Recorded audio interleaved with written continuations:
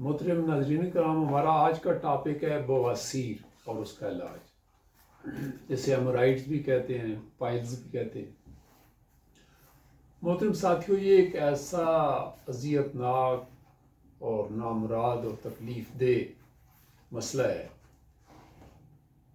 اور اس سے انسان ہر وقت بہت تنگ رہتا ہے۔ یہ دراصل بڑی آنت اور مقعد کی سوزش کے نتیجے میں یہ بیماری پیدا ہوتی ہے۔ مقعد کے اندر، ریکٹم کے اندر خون کی نالیوں کے پھول جانے کو جو ہے وہ بواسیر کہتے ہیں۔ یہ مرض پاکستان میں عام ہے، اور اگر اس مرض کا بر وقت علاج اور تشخیص نہ کی جائے تو مرض بڑھنے کا خدشہ رہتا ہے۔ پھر معاملات اوپر، بڑی آنت کے اوپر بھی انفیکشن جانی شروع ہو جاتی ہے۔ قبض اور بواسیر چند ایسے امراض میں سے ایک ہیں جو انسان کی طبیعت میں بے چینی کا سبب بنتے ہیں، اور اس کا علاج ممکن ہے اگر وقت پر تشخیص کر لی جائے اور وقت پر ہومیوپیتھک معالج تک رسائی کر لی جائے۔ اس کی اقسام کے لحاظ سے یہ 3 طرح کی ہوتی ہے: خونی، بادی اور مسوں والی۔ ٹھیک ہے، مسے دونوں صورتوں میں بھی ہو سکتے ہیں، خونی میں بھی ہو سکتے ہیں اور بادی میں بھی ہو سکتے ہیں۔ اور جیسا ہم نے کہا، یہ انتڑیوں کی بیماری ہے جو انتڑیوں کی کارکردگی میں خرابی ہونے سے پیدا ہوتی ہے۔ بڑی آنت میں سوزش پیدا ہو جاتی ہے، اور خاص طور پر آخری حصے میں جب ورم ہو جاتا ہے تو مقعد بھی متاثر ہوتی ہے، یوں مقعد کا منہ پھول کر اور وہاں مسے بن جاتی ہیں۔ خونی بواسیر، اس میں خون رس کر نکلتا رہتا ہے ساتھ ساتھ۔ اسباب کیا ہیں اس کے؟ ذہنی دباؤ، اعصابی تناؤ میں رہنے والے لوگوں کو بھی ہو سکتی ہے۔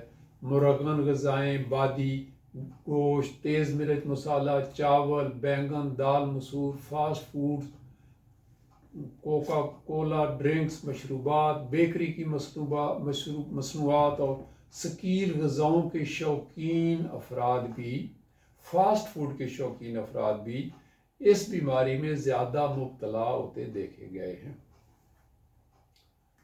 صبح سے شام تک بیٹھ کر کام کرنے والے افراد کو بھی یہ بیماری ہو سکتی ہے، اور بہت سے عوامل جو اس بیماری کو پیدا کرنے میں اہم کردار ادا کرتے ہیں، ان میں موٹاپا، معدے کے امراض، جگر کے امراض، انتڑیوں کی بیماریاں، دائمی قبض، زیادہ پرجیٹو لینے والے لوگ، قبض ہوئی تو کچھ اسبغول لے لیا، کوئی پرجیٹو دوائی کھا لی، اور کھانے پینے کے شوقین افراد، ایکسرسائز نہ کرنے والے۔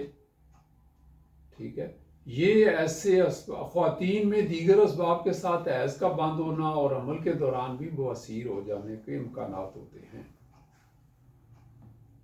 یہ تھے اس کے کچھ اسباب جو ہم نے آپ کے ساتھ۔ علاج کیا ہوگا؟ ہومیوپیتھی میں دیکھیں، آپ نے خود سے علاج نہیں کرنا۔ یہ بھائی سیلف میڈیکیشن بہت ہی غلط چیز ہے، نقصان دہ ہے۔ آپ نے مستند ہومیوپیتھ سے علاج کرنا ہے، اپنے شہر کے کسی بھی مستند ہومیوپیتھ سے آپ اپنا علاج۔ اور میں چونکہ کمپیوٹر سافٹ ویئر یوز کرتا ہوں اور عرصہ 35 سال سے کر رہا ہوں، اس لیے اگر ریپرٹری کے حساب سے دیکھا جائے تو اس میں 129 دعائیں ہیں جو اس میں کام آ سکتی ہیں، جن میں ایکونائٹ، ایسیکیولس، ایلوز، کلکیریا کار، کالنسونیا، ایمامیلس، لائکوپوڈیم، نکس ومیکا، سلفر وغیرہ خاص الخاص ہیں، لیکن تجویز آپ کو ڈاکٹر ہی کرے گا، آپ نہیں کر سکتے۔ تو یہ تھا کچھ دعاؤں کے بارے میں، اور باقی آپ اپنے ہومیوپیتھک معالج کو وزٹ کیجئے اور جلدی سے اس مرض کا علاج کرائیے تاکہ آپ اس کا جلدی اس سے چھٹکارا پا سکیں۔ Thank you so much.